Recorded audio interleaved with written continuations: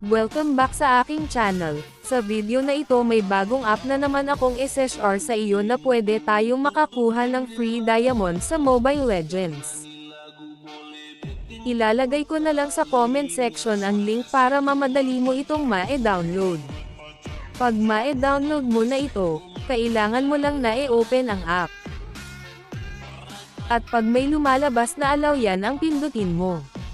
At hahanapan ka ng Gmail account dito, at Gmail account lang din ang available dito para makasign in sa app. Pindutin lang ang accept.at, maglo-loading lang ito sandali, hintayin lang na makapasok sa app.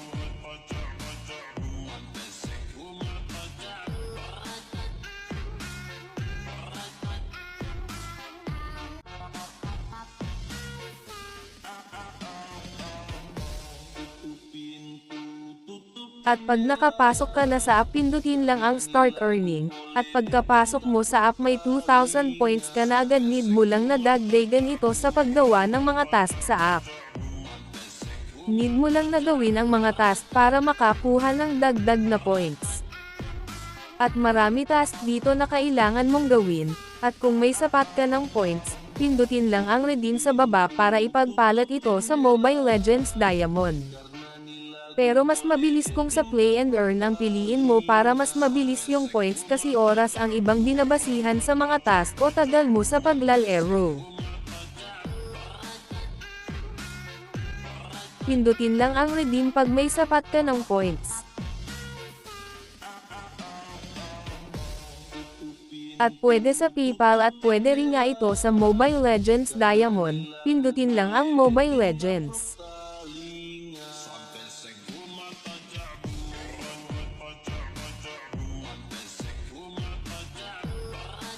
At dito makikita ang points na pwede ipalat sa Mobile Legends Diamond. Pag may 7,600 points ka, pwede ipagpalat sa 36 na diamond. At pag may 15,100 points ka, pwede ipagpalat sa 112 diamond. At pag may 46,000 points ka, pwedeng ipagpalat ito sa 336 na diamond. Thanks for watching. Pa-support na rin ng channel ko.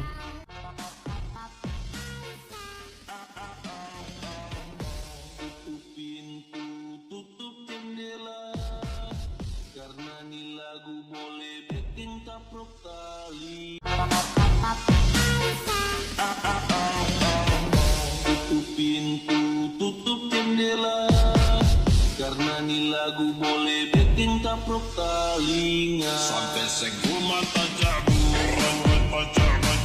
sampai seguma tajabu.